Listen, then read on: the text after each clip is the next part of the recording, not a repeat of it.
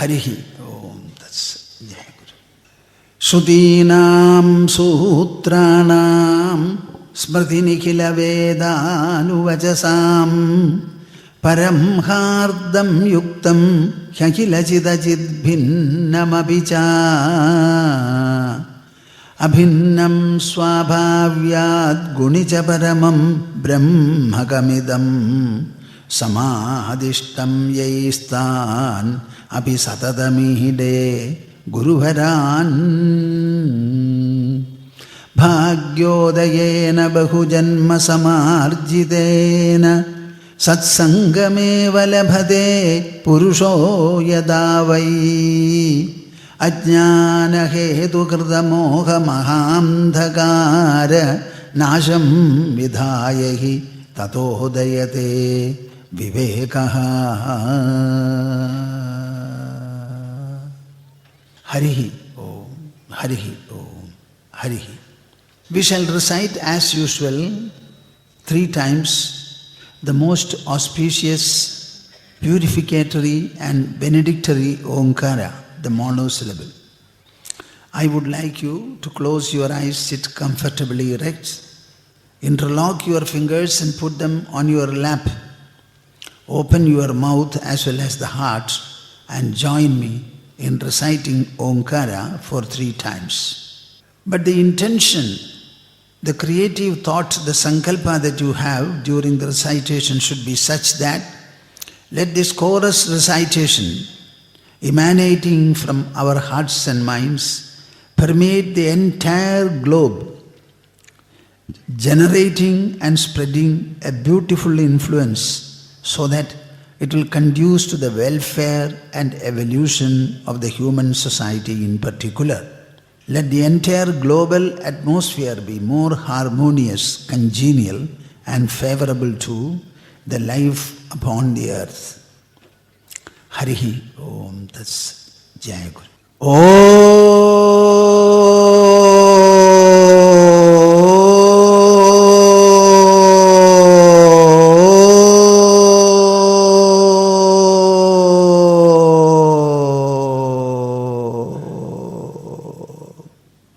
Join in full heartiness.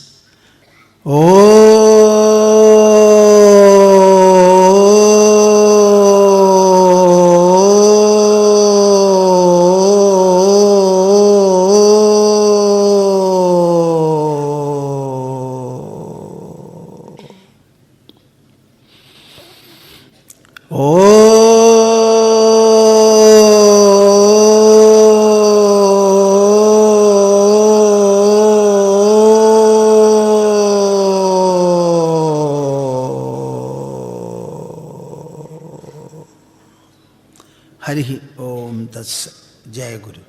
Jai Guru. We have come a substantial measure in the 13th Srimad Bhagavata Tattva Samiksha Satram. Tomorrow is the penultimate day and day after tomorrow is the Vishnu Sahasranama Vishwayajna Mahotsava. Normally, this Satrashala is visited by invariably hundreds and thousands of people from Kerala, or at least those who know Malayalam. Naturally, the regional language is employed as the medium for exposing the great holy text called Srimad Bhagavatam. Because of our association with the different parts of India and also abroad, it so happens that some people also arrive here from outside Kerala and outside even India. So we always make a commitment that at least 2 or 3 lectures in English would be there. That is why I also happen to speak to you in English, particularly today. Whenever I talk in English, I have the freedom to enter into even unusual depths of understanding. Generally, people who know English will necessarily have a greater understanding of subtle subjects like the mind, the intelligence, and the deeper and subtler dimensions of the human personality. In the same manner, they are also exposed to so many different concepts pertaining to the outside world, the world of objects, particularly the very creational process, the existential process, and also the dissolutional process. English is an international language and being used by a number of countries in this world for their international communication and the like. And even the latest degrees and forms of research available to the world, these are particularly expressed in English. So the level of understanding of those people who speak English can generally be expected to be a little more than what the regionalists have. So I always feel a little freedom while discussing this subject in English. But I am quite used to Malayalam also, and I also make sometimes some suitable words to express subtle and lofty ideas. These ideas have to percolate into the society and should become part of the thinking process of the people, both men and women, at home, in the office, in the workplace, and also in the societal interactions. Generally, it takes a little time. So today I thought I will discuss the subject. What is the subject? The one subject of Srimad Bhagavatam is devotion. But Srimad Bhagavata discusses devotion in its own beautiful and unique manner. Devotion, though it is related to God, devotion itself is a property, an evolution, an emergence from the human mind. Devotion belongs to the devotee. It does not belong to God at all. Devotion may relate to God, but who becomes a devotee in the process is not God, but the human being. The normal human being, complex as he is, he has got a material body, a physical body, a pancha-bhautik body, consisting of the 5 elements like earth, water, air, different forms of energy represented by fire, and ultimately the endless sky and space. These are the bare Panchabhutas which fill the entirety of the globe, universe. These Panchabhutas are also in a combinational form in the human personality. But other than the Panchabhutas or the Panchabhautik body, the human personality contains something within it which animates and activates the human personality. Broadly speaking, there are 3. One is the emotional mind, the second is the rational and enquiring intelligence, and the third will be the asserting ego. Now these are the 3 inner, non-physical or metaphysical constituents of the human personality. This is something that we have to know. Devotion belongs not to the body, but to the mind and the intelligence. When the mind and the intelligence undergo a kind of a spiritual process by virtue of which divine emotion called devotion arises and divine thoughts and understanding like spiritual wisdom also evolves, then he becomes a devotee. So in order that the human mind becomes devotional in character, it has to think of something different from the visible world. The entire visible world consists of matter and energy alone. We are always interacting with this material and energial world, and we don't have devotion. In order to cultivate devotion, our mind should start reflecting upon, thinking about, ruminating over something different from the visible objects. That is what we call God. God, by any stretch of imagination, cannot be matter and energy, nor can he be the visible world. God is always invisible by nature, and we also feel that he is at infinite distance. In spite of it, there is a tendency in man to think about God, to be fond of him, to be related to him in one manner or the other. That is how the devotional thoughts transpire in the human heart.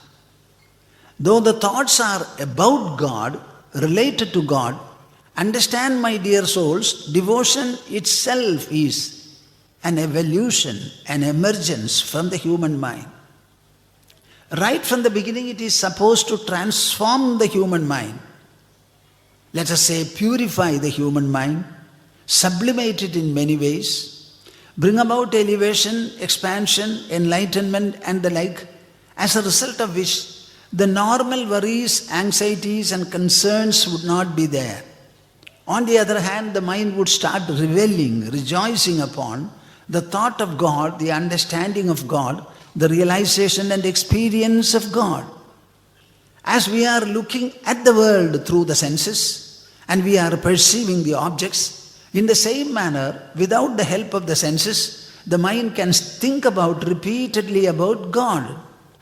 The intelligence can also inquire into Him. Srimad Bhagavata itself begins with this particular phrase, Janmadyasya yatonvayaditarataha. We are discussing the one source of the entire creation. How the visible world has come into existence. The world is imposing, endless, infinite in every way, both in its potential and magnitude. How can there be a source of it? What is that source? If we are able to see something and we have to accept it, we should equally be able to know where from it has come. What has sourced it? What is the progenitor? So we are discussing the source of the entire visible world. Not merely the source, the power and the presence that sustain this world in this manner. Imagine countless celestial bodies are there in the space. Our earth also is one such. And every object in this space, particularly the planets and the heavenly bodies, all of them are constantly revolving, undergoing a cyclic process of movement. Everyone keeps its own trajectory. There is nothing in this universe called still at all, momentless. Everything is moving. And no movement seems to be in a straight line. Everything seems to be cyclic in character. That is why everything in this world is repetitive in character. History itself is said to be repeating itself because it is a narration about the course of events that are taking place in the celestial bodies of the universe. Because the bodies themselves are undergoing a cyclic movement, the history or narration about them will also necessarily be cyclic. That is why history repeats itself. We generally have references. The day, the week, the fortnight, the month, the year, the decades, the century. In our own traditional calculations, we have something called a cycle of 60 years. In Sanskrit, it is called Shashti Samvatsaranam Madhye. Srimad Bhagavata says, Janma Adi Asya Yataha. We are discussing the very source of this visible creation. Wherefrom has this earth come? What about the sun and the moon and so many other stars? So many other stars, stellar regions, which are surrounding the earth, surrounding the sun as well as the moon. So Srimad Bhagavata itself, though it is a devotional text, understand that it's a very beautiful and complete treatise discussing about the creation, the preservation and the dissolution of the universe. In the same manner, it discusses the source of human life, the power and process by which the human life will be sustained in spite of whatever happens or does not happen. So it is not just devotion, bhakti, bhakti and bhakti. Bhakti towards God. Bhakti towards God means bhakti towards everything that God does. He has created, He is preserving and He is also dissolving. So our bhakti should also have necessarily a relationship with these three processes: the creational process, the preservational process and the dissolutional process. We must be equally concerned about all these. So this devotion is not as we are taking it to be, I have devotion because of God, I have devotion and it has to grow because of Him, it has to grow only because of Him. No, it is not so. Just like you can cultivate any piece of knowledge, you can know mathematics, you can learn physics, you can learn chemistry, you can learn history, you can learn biology, physiology. So many different subjects or branches of knowledge are there. It is up to you, your option, to think of studying one subject or the other. In the same manner, devotion is also a subject which we can learn, we can understand, which we can pursue and practice and take it to the level of perfection so that you, the devotee, becomes constantly ecstatic. You start reveling in the thought of God, in the imagination of God, in thinking about Him, in explaining what He is and what devotion is. So Srimad Bhagavata explains what is devotion, who is a devotee, and who or what is God. All these are provided with a view to generate devotion in the mind of God. Devotion will not come to you when you look at the world. You have children, a family full of beings. You have a society full of greater number of beings. In spite of all these, our constant and repeated interactions with these do not bring about or promote devotion in our mind. So in order to cultivate devotion, you have to get away from the world and think about something supra-worldly or different from world. That is what we call God. The more and more you think about Him, you will find the mind gets saturated, it gets fascinated, enchanted by the very thought of God. Because God is such a wonderful splendor. He is the repository of all powers, virtues, potentials, possibilities. All kinds of things you can attribute to God. We had a recent recitation in the midday by the children who assembled here. Hundreds and hundreds of children were there. And all of them were together chanting Vishnu Sahasra Nama. 1,000 names on the power that preserves the universe, Mahavishnu. Brahma is the creator, Vishnu is the preserver, and Shiva is the destroyer. Brahma is the creator, Vishnu is the preserver, and Shiva is the destroyer. So we were chanting Vishnu Sahasranama, 1,000 names on Mahavishnu. When you start speaking about 1,000 names of Mahavishnu, you know, the very thought, you develop a fascination for it. Every name will have its own description, its own value, relevance, history and what not. So the mind starts growing in devotion. This growth is subject to enrichment, subject to embellishment, subject to further and further expansion, subject to further and further growth, expansion, enrichment, depth, loftiness and what not. So it is subject to cultivation. This is where I thought I will tell you something very interesting, if not interesting, at least something that every devotee should necessarily know. Even non-devotees will find it extremely useful. What is that? How to cultivate this devotion? Those people who have devotion, they only have to enhance or enrich it. Those people who do not have devotion, there is a way of cultivating it. There is a practice. It is beautifully suggested in Srimad Bhagavatam in several places. For the time being, what comes to my mind is a verse from Bhagavadgeeta. Bhagavadgeeta is a gospel which Sri Krishna, in the form of an instruction, gave to Arjuna in the battlefield of Kurukshetra. So you should understand the relevance. It is not something like our children or ourselves chanting Vishnu Sahasranama, collecting ourselves together, selecting a suitable place like Satrashala, and in peaceful environment we start reciting and reveling in Vishnu Sahasranama. It was not so. Arjuna and a number of other warriors, something like 4.5 million warriors, had assembled in the war field of Kurukshetra to fight a bloody war for 18 full days, in which all the people assembled except 10 were butchered, killed. Everyone fell in the battlefield. You can imagine the magnitude and the seriousness of the war that is going to be. Arjuna was unable to fight it. He did not have the courage, he did not have the composure, he did not have the inner settlement and stability to fight the war. His whole personality crumbled totally. Krishna had the task of restoring him, reviving him, instilling into him the necessary insight on the one hand, the stability, composure.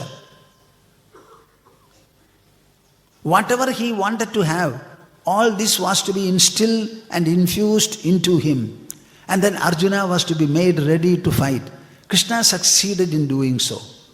So you should understand the secular nature of the Kurukshetra war and the occasion.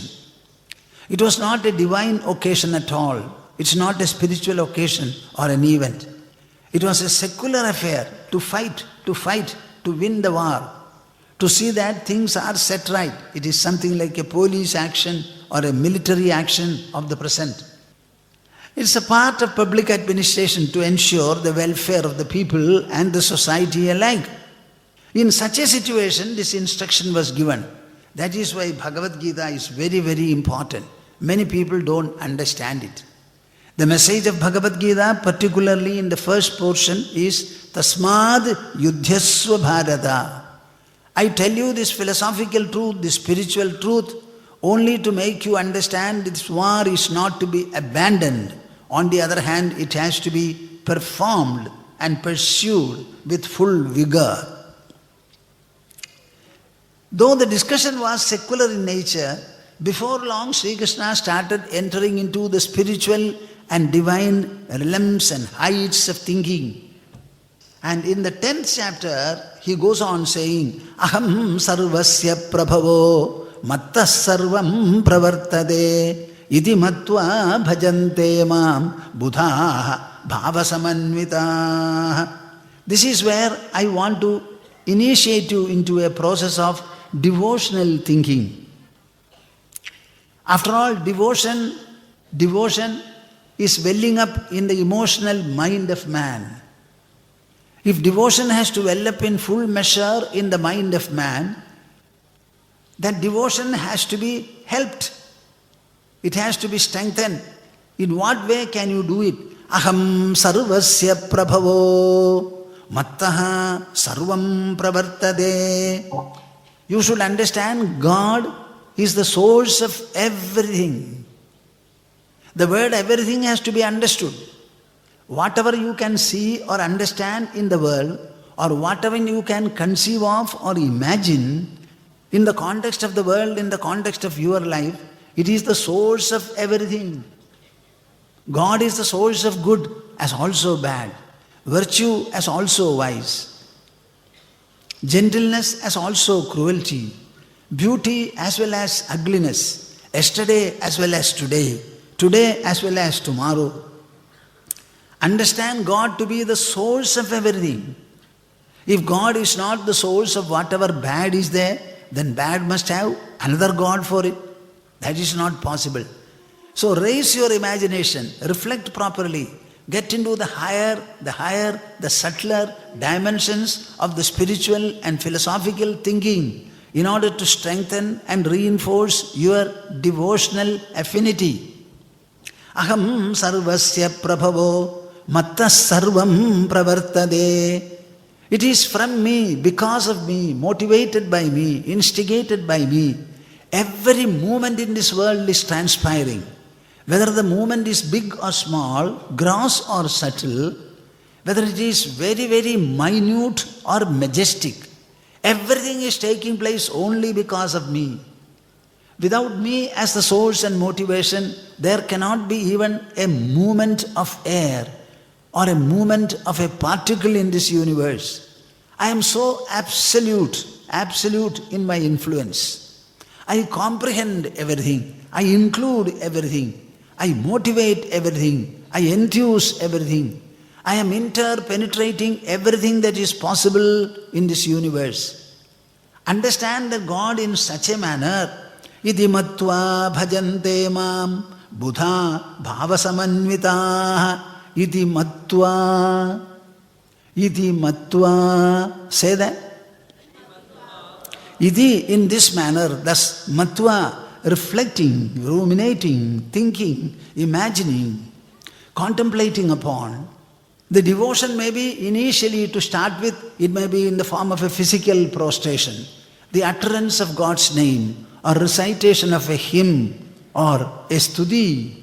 It may be going to the temple, collecting flowers, offering them, making a garland, putting it on the idol, offering some pudding in the form of nivedya. After that, partake of it yourself. It may be physical initially to start with, sensory to start with. Very soon it has to occupy the pedestal of your mind. The thought processes, the emotional processes which are welling up in your mind, all of them will have to become devotional in character, in quality, in refinement, in further and further levels. How to make them so? Think of God as the source of everything. Your mind will not initially allow it. How can I say God is the source of wickedness also, you may ask? Yes, yes. You read Ramayana. You cannot read Ramayana with Rama alone illustrated there. In order to show the greatness of Rama, you have to show the non-greatness and the cruel nature of Ravana. The same author is writing about both. The same scripture containing the stories of both. One is a good and a benign quality in Rama, another is the opposite quality in Ravana. Both together constitute your Ramayana. Just imagine how did Valmiki write about Ravana, about Shurpanaka, about Kumbhakarna. In the same manner he wrote about Rama, Lakshmana, Bharata, Shatrughna, etc. Can he have a partiality in his mind? No. At one point of time you have to accept that God is all comprehending. He is including everything. Nothing is excluded from God. You have to think of God in this manner, and in this manner alone. Then only the devotion will well up. You are living in this world. Your life will have to be completely covered by God. God will have to be besmeared throughout your personality. Idi matva bhajante mam buddha bhavasamanvitaah. Buddha bhavasamanvitaah. Buddha means people of viveka, people of intelligence, people who are prepared to reason out, rationalize, inquire into what is God, what is devotion, how to develop it, how to enrich it, how to empower devotion, how to reach greater and greater heights in the ladder of devotion. People who are interested in thinking in this manner, bhavasamanvitaha, emotionally remaining attuned to God, they ascribe everything to God, attribute everything to God. In this manner, they grow. When they grow in this manner, what happens? Macchitta madgata prana bodhayandah parasparam kathayantascha mam nityam tushyanti charamanti cha tesham satatayuktanam bhajatam pridipurvagam dadami buddhiyogam tam tena mam upayanti te. This is from the 10th chapter of Bhagavadgeeta called Vibhuti Yoga. There Sri Krishna describes the whole Aishwarya. What are the divine powers, the divine properties, the divine qualities which are manifest before us of God. Now there he says, when you start thinking about God as the source, sustenance and dissolution of everything, Macchitta madgata prana bodhayandah parasparam. These are very beautiful verses. Macchitta. The mind is constantly riveted to God. It dwells only in God. You may see the world, but whose world? God's world. Whose display? God's display. Whose manifestation? His manifestation. I may be in the satrashala or may be outside. I may be in the bathroom or in the drawing room or in my kitchen. Everywhere is part of my house. I am in the house. Anywhere in the world, I am in God, God's kingdom. When your mind starts thinking in this manner, associating everything with the authorship of God, the preservation by God, automatically the mind becomes godly, it becomes divine. Macchittaha, madgata pranaha. the entire life forces in us, they start veering around God, around God. I will not consider me to be a householder. I will not consider me to be a brahmachari or an anchorite or even a sannyasin. My whole pranas are surviving only because of God, in God, by God, for His sake. There is nothing mine. Everything seems to be God's and God's alone. Bodhayandah parasparam. And whenever we meet each other, see each other, the subject of discussion will be God, godliness, devotion, devotional excellence, the character and the features of the devotee. The entire talk will change in substance, will change in attitude, in objective.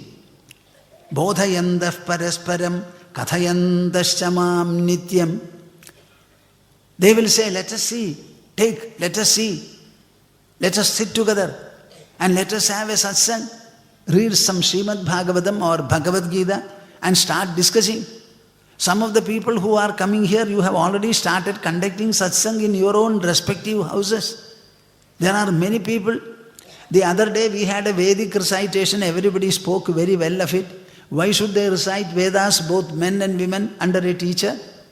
They are all living in this world, in their own houses. In spite of it, they decided we must have a Vedic recitation. Similarly, people are reciting Narayaniyam, some people are reciting Srimad Bhagavatam. There are so many things for us to read. Our worldly life does not obstruct us, does not limit us. Out of the 24 hours of the day, take 1 or 2 days, 1 or 2 hours, and then spend it in this kind of a divine affair. Bodhayandah parasparam kathayandascha. At least make use of your house, make use of your mouth as well as the house to speak something about God, something about God. Sahasranama is 1,000 names about God. Why don't you recite them? Why don't you listen to your own voice? Offer to God your own Sahasranama recitation. Instead of offering materials bought from the market or cultivated in your garden, you generate the voice from your own system and offer it to God. That is the best. That is the best. The best product that you can have. That is the best pudding. Not the milk, sugar and rice pudding. The pudding that you can make from your own system, as long as the life forces are active in your body, you alone can generate your voice. Generate the voice and offer it to God. Kathayam dasyamam nityam tushyanti cha ramanti cha. And in this process they start delighting, exulting, reveling, rejoicing. That becomes a point of rejoicing for us. They don't like to speak other things, idle away their time. Whatever time they get, they try to speak about God. Some of the people, particularly a lady in Malaysia used to say, Swamiji, I don't like to see anything in the TV now, except some kind of telecast series like Ramayana and other things. Our entire taste will become different. Tushyanti cha ramanti cha. You know, this is a wonderful statement of Bhagavadgeeta. Speaking about God, thinking about God, reading about Him, reciting the hymns pertaining to God, repeatedly getting lost in the imagination about so many divine stories that are described in our scriptures. In the whole process, tushyanti, you start deriving delight from yourself, exultation from your own heart. There is no external object at all in front of you or surrounding you. The whole joy is inhering in your system, and you start deriving it in ample measure from within, from within, from within. Hare Rama Govinda Krishna Murare. Hare Rama Govinda Krishna Murare. Hare Rama Govinda Krishna Murare. When I recite like this, I never make use of an external material. I don't look at an object of interest at all. It's a natural outpouring, a natural welling up, emergence from my own vocal system. And every word apparently is referring to, relating to God. And I delight in it. This kind of a delight, my dear souls, every one of you is capable of deriving, generating, excelling in. Try it, try it. Tushyanti jaramanti ja.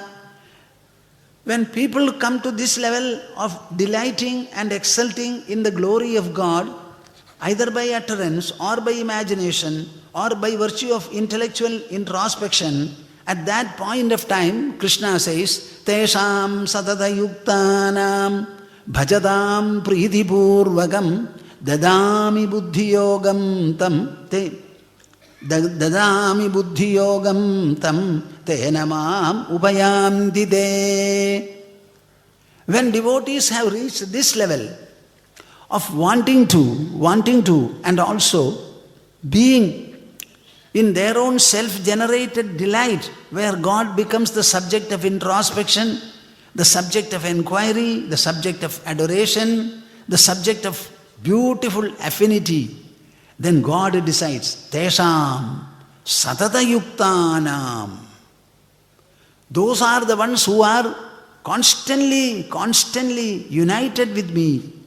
They may live in this world, maybe as a householder, maybe a merchant, maybe a trader, maybe an administrator, maybe an engineer, maybe in the merchant navy, whatever it may be. They have their delight in the divine thoughts and memories. Satata yuktanam bhajatam pritipurvagam. They are worshipping me with delight, not with strain. In the worship of God, they find natural delight. They have all the affinity to continue with the worship. It is not a process of strain. There is no sense of alienness about it. It is very natural, characteristic of themselves. For such people, what do? Dadami buddhiyogam tam tenamam upayamti te. I get into their hearts and minds, I get into their personality and light the lamp of wisdom there. They have made beautiful and ready a lamp. There is oil there, there is wick there, there is the lamp also there. But it requires to be lit by the flame of wisdom. Dadami buddhiyogam tam tenamam upayamti te. When I light the lamp of wisdom in their heart, they attain me. They understand that I am surrounding them, I am interpenetrating them also. At no point of time they will be distant from me or distinct from me. That sense of not merely affinity, the sense of oneness comes to them. They will never be separated from me anymore. Now, keeping this in mind, now I am discussing the very process of lamp of wisdom and lighting this lamp. Swamiji, if this is the truth, that why is it that people are finding it difficult to understand this fullness of God? God alone is there. Nothing else is there. But what we find is that God alone is not there. And world alone we are able to find. Whatever you call world, for me it is God. How is it that to you it is world and to me it is God? So there seems to be a very great secret or a jugglery about it. What is that? In spirituality, in spiritual wisdom, we say that whatever you denote by the term I is actually the soul, the imperishable soul. The imperishable soul. Everything in this world is perishable. Our body is perishable. Every day millions of cells are being used up, destroyed. An equal number is also generated. The earth also is not stationary. Everything in this world is moving, transforming and transforming. The only untransforming entity is the one that you denote by the term I. You started saying I right from the young age. Even when you are 85 and 90, you still continue to say I. There is no change whatsoever. So there is a changeless presence, that is this I. If that is so, and the I refers to the self, why is it that we are not able to realize this self, the I as the self? A question. Shankara discusses this subject in his last text called Viveka Chudamani. I propose to recite 1 or 2 verses from Viveka Chudamani and explain the whole process for you. Vikshepa Shakti Vijayo Vishamo Vidhadum Nisheshama Avarana Shakti Nivritya Bhave Drugdrishyayo Sputapayo Jalavad Vibhage Nashyet Tadavaranam Atmanicha Swabhavad. Shall I explain? Huh? Nobody says yes or no. Vikshepa Shakti Vijayo Vishamo Vidhadum Nisheshamavarana Shakti Nivritya Bhave Drugdrishyayo Sputapayo Jalavad Vibhage Nashyet Tadavaranamaatmanicha Swabhavad. Everybody has this I in the same manner. We also refer to this I. We refer to the I. We experience it, that is why we refer to it. And we also agree that I is the one which does not come and go, which does not rise and set. Everything else seems to be changing. And the I relates these changes. It remains as a witness. In spite of it, I am not able to have my identity with the I. The identity still remains with the body. What is the reason? The reason, our spiritual Shastra clearly says that there are 2 kinds of powers exercised by this I. One is called the veiling power, Avarana Shakti. Another is called the Vikshepa Shakti, the distractional power. 2 powers are there. By one, it veils its own existence. Every one of us is going to sleep. And after sleep, you wake up to say, I slept. I slept. What do you say? I slept. How can you say I slept if you don't have the experience of sleep? So you experience your sleep. And in sleep, were you the body? Huh? Did you experience the body? Yes or no? Did you experience your mind? Did you experience your intelligence? Did you experience your ego? Did you experience the world? Nothing you experienced. You only experienced your sleep. Sleep alone. And sleep is an intransitive verb. It implies no object at all. So I was alone and I slept. I was alone and I slept. I slept. I slept. So the sleeping I was different from everything else in you, including the world. When you slept, you were alone and there was nothing.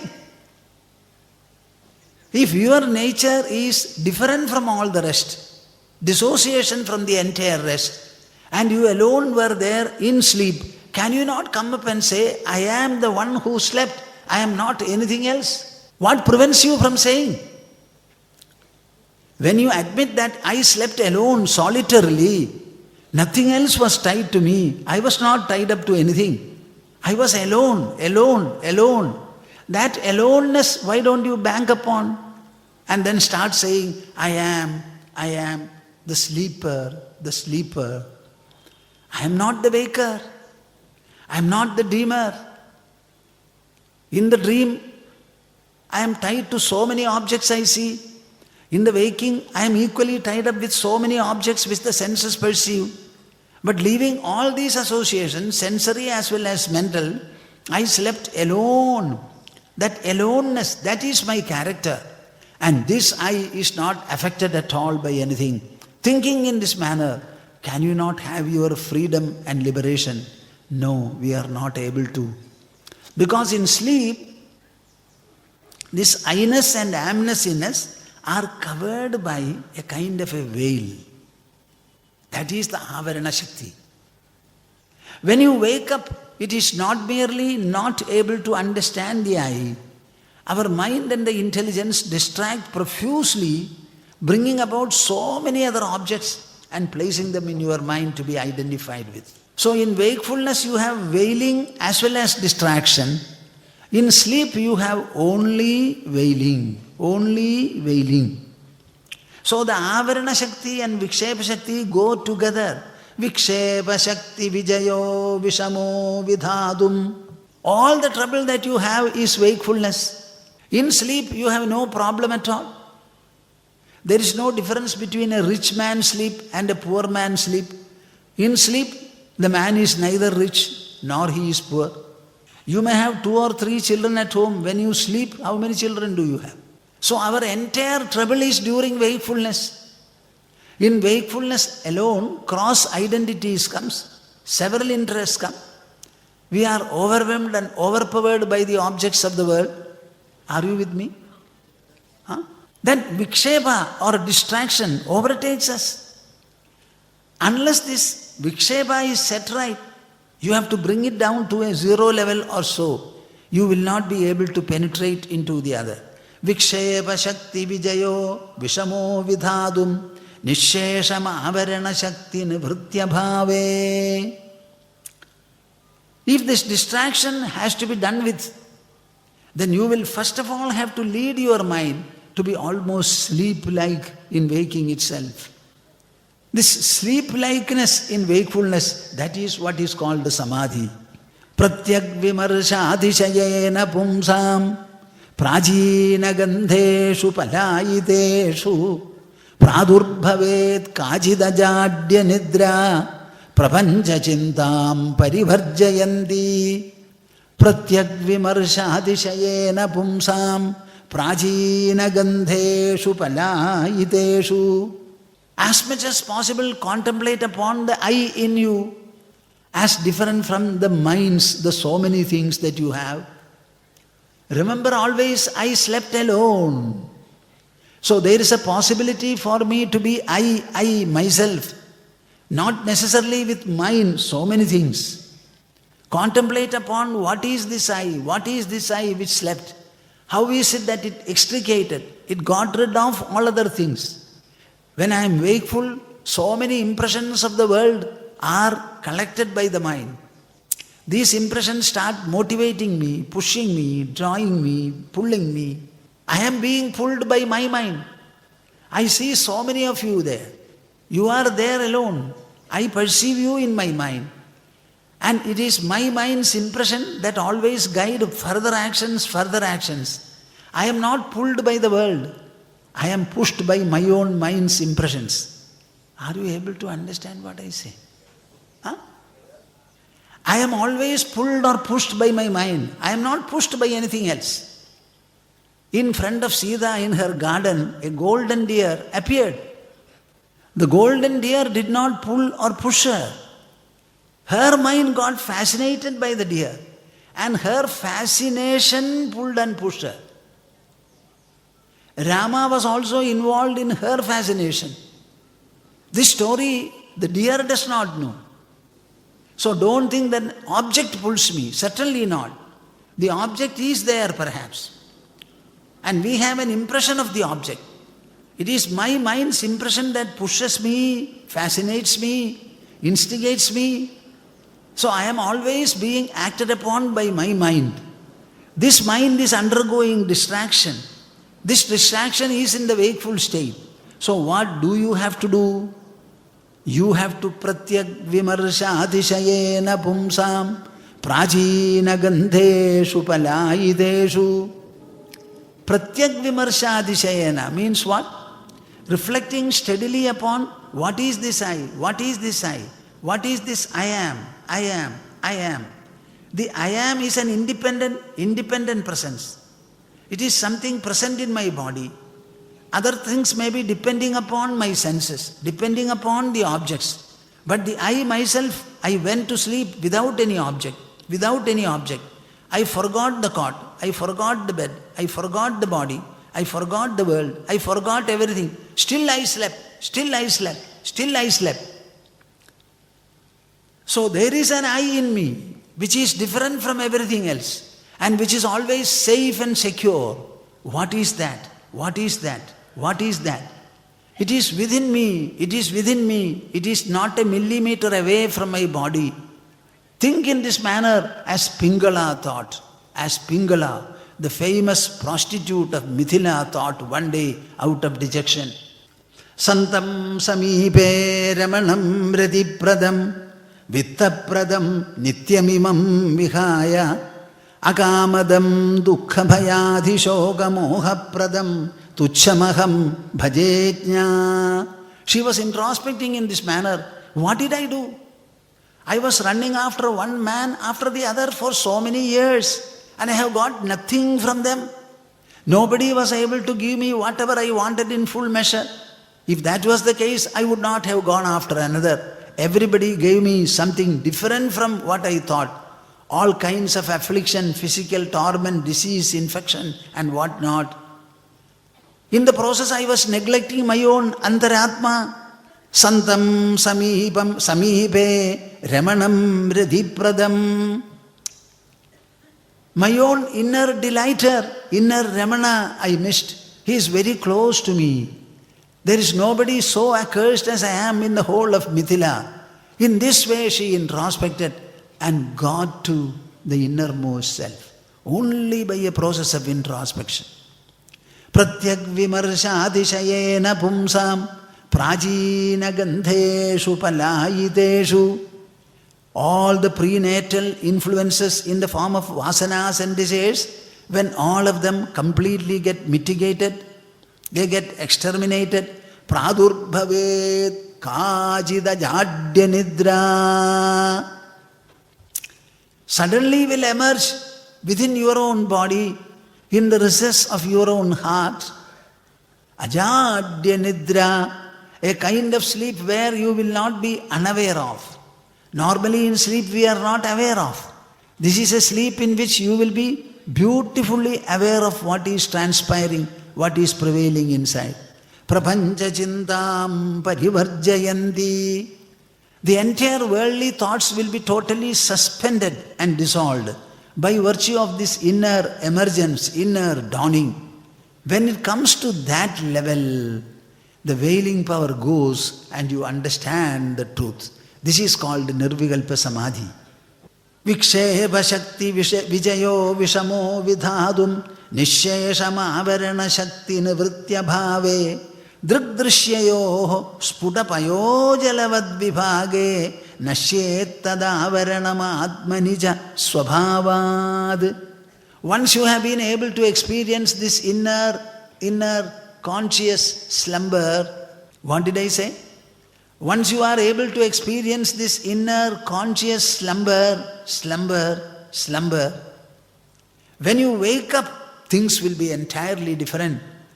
You will get a new anchor, you will get a new refuge, you will get a new support, a new recognition, a cognition of your own kind.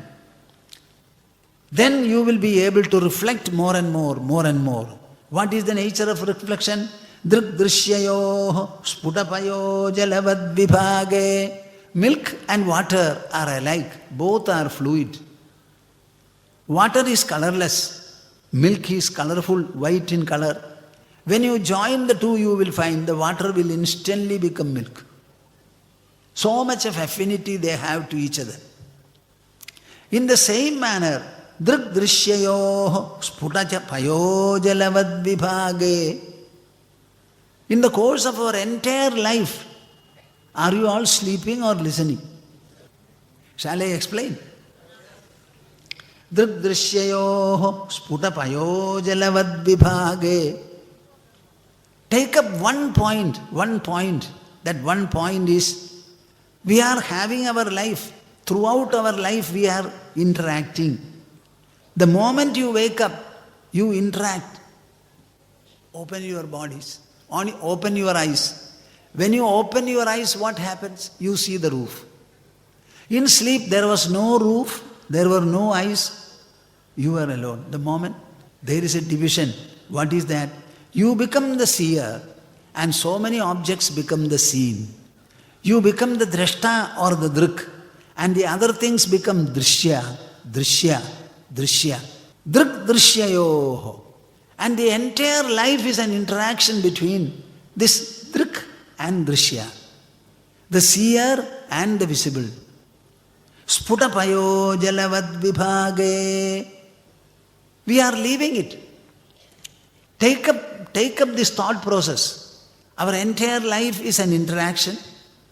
And in the whole interactional process, I remain the subject, the drashta, including my body, senses and the objects around, all become the visibles.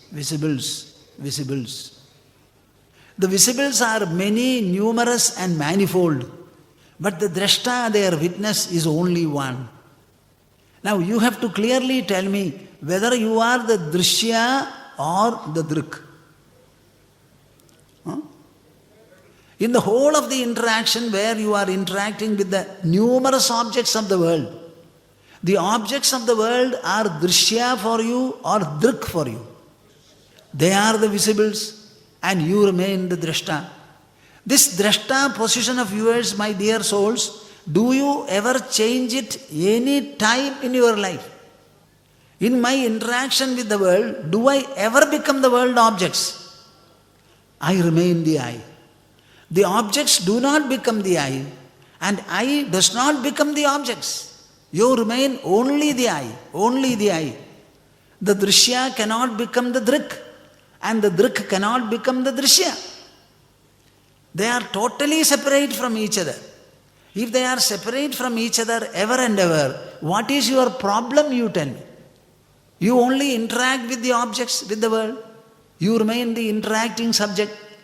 And the world becomes the interacted with objects. The interacted with objects cannot become the I, the interacting subject, nor can the I become the rest. So interact freely, wholesomely, to your heart's content.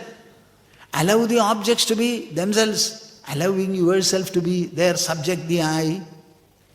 Can the I be the least reduced or increased by the objects with which you interact? Nobody to answer. When I interact with the objects of the world, can any object reduce me, the I? I see a mustard, I see a mountain, I see the sea, I see the endless skies and stars. In seeing all these varied items, is there any change in me? Only the objects are different.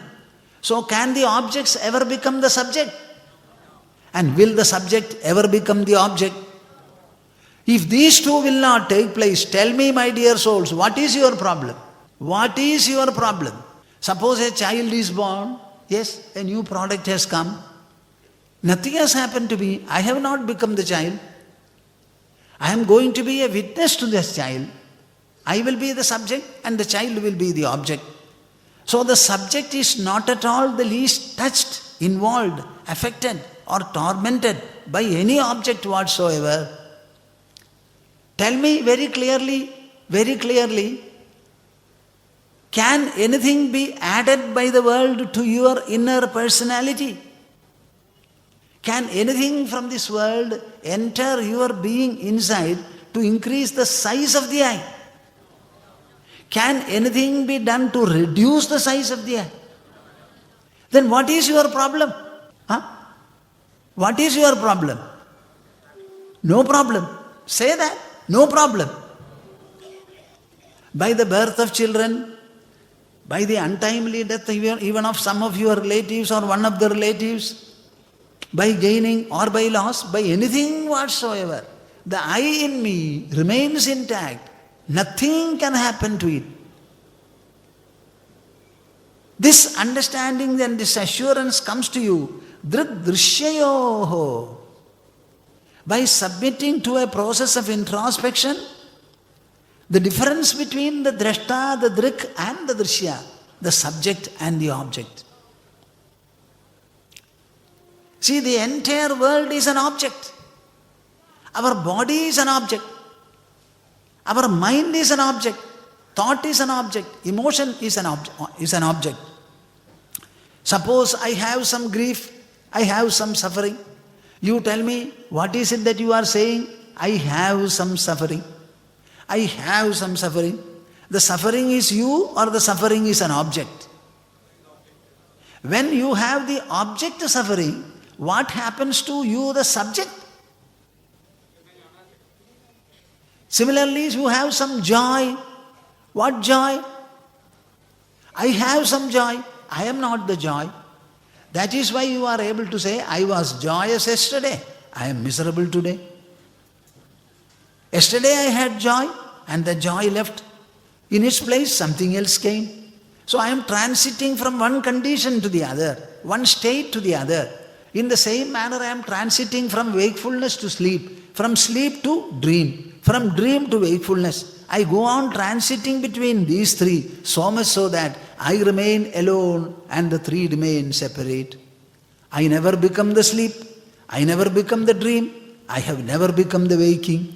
If I had become, how can I go to sleep again from wakeful state? My dear souls, do you have any answer to give? If you had become wakefulness, then could you leave it and go to sleep? You left sleep, you dreamt, you left that, when again to wakefulness. So you are only revolving in all the three, remaining yourself separate away. Samyak vivekasputa bodha janyo vibhajya drigdrishya padartha tattvam chinatti maya krita moha bandham yasmat vimuktasya punarna samsritihi. Samyak vivekasputa bodha janyo. You have to evolve, you have to cultivate the viveka arising from this kind of subtle, infusional introspection. Introspection is a process done by the intelligence of man.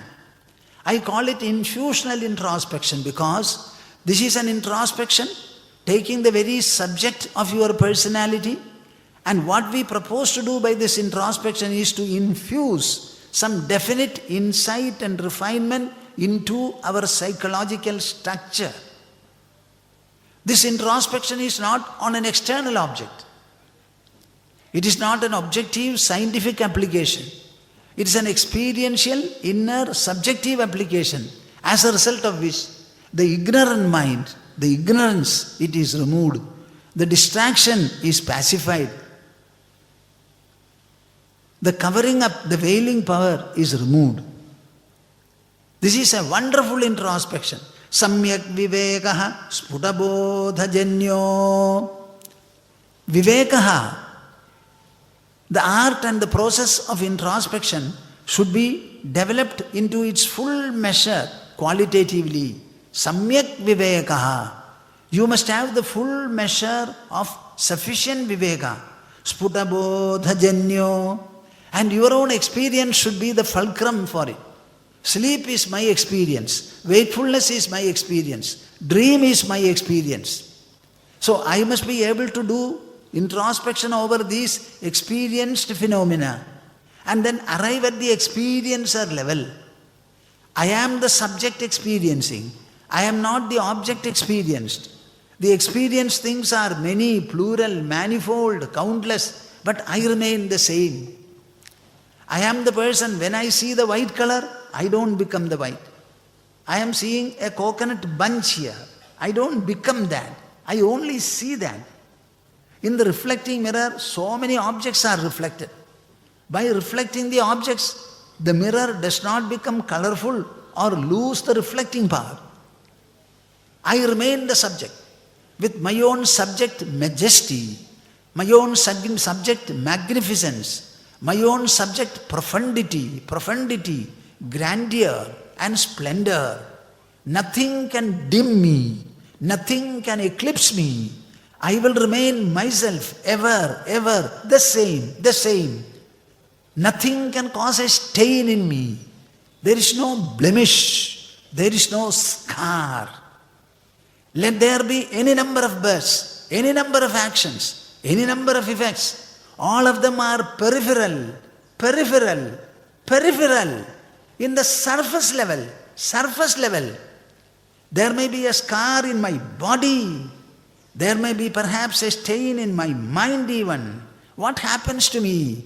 I am different from, I am deeper, I am different from any kind of a layer in me which can be affected by the object, by the environment.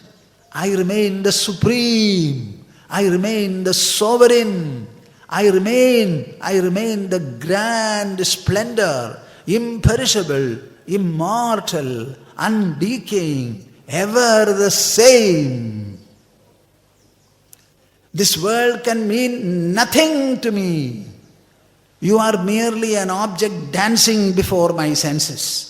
My senses are inert. You are all the more inert. I am the conscious presence within me. I am that conscious presence within me. I animate, I activate, but in myself I do nothing, nothing, nothing. Asangoham, asangoham, asangoham punah punah satchidananda rupoham ahamevaham avyayah. Sing and dance. Asangoham. Unattached am I. Unassociated am I. Asangoham. Asangoham. Punah punah. I may cry, I may weep, I may laugh, I may smile. But none of these things is me. I am doing these things. I smile with my lips, with my teeth. Neither the lips nor the teeth am I.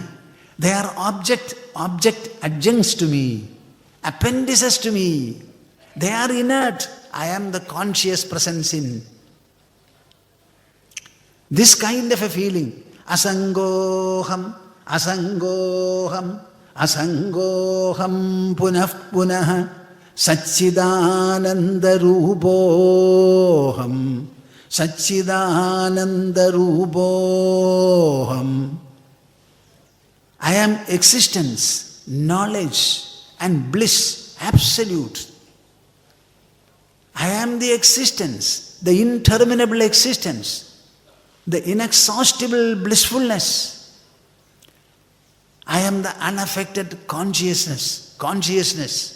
I am prajna, I am chetana, I am cheta.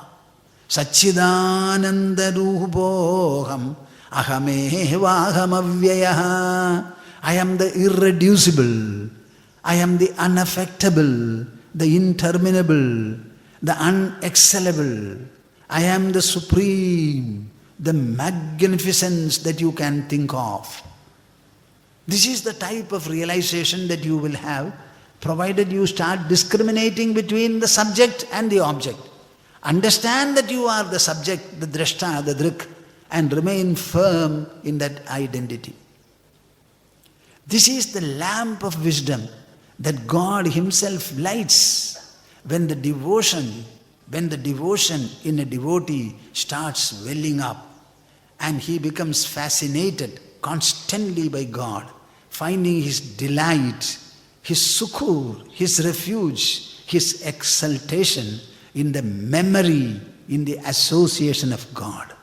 He Himself comes and lights up the wisdom so that He will be able to illumine for you in a very, very beautiful manner the grandeur and splendor of the I in you. Okay, shall I stop? Samvedya varjitamanuttamamegamadyam sambhidpadam vikalanam kalayan mahatman hridyeva tishta kalanarahita kriyam tu kurvan akartrupadamethya shamodita shri. Kurvan akartrupadamethya shamodita shri. Harihi Om. Harihi. We shall recite the conclusional Om. All of you take your pose for it. Om.